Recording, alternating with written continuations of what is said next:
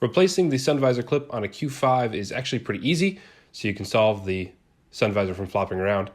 You'll need really one piece. It's this one piece. It's actually the clip. It screws in or secures in with these two tangs. It's got a little metal piece. There's also a collar. Sometimes that breaks too. You can grab one of those just to be on the safe side. That holds the clip in place. To take the clip out, simply pry the collar off using a pick tool. Then you can pull the clip part straight down. There's no screws or anything.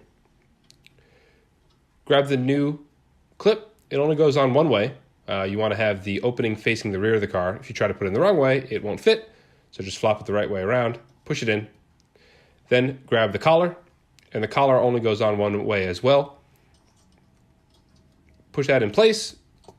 It'll clip in, resecure the sun visor, and you're done. Easy fix. We have new clips available on IDParts.com. We also sell them on an eBay store. If you have any questions, you can email us, sales@IDParts.com. As always, please subscribe to our channel so you get new videos and information as we make them. Thanks for watching.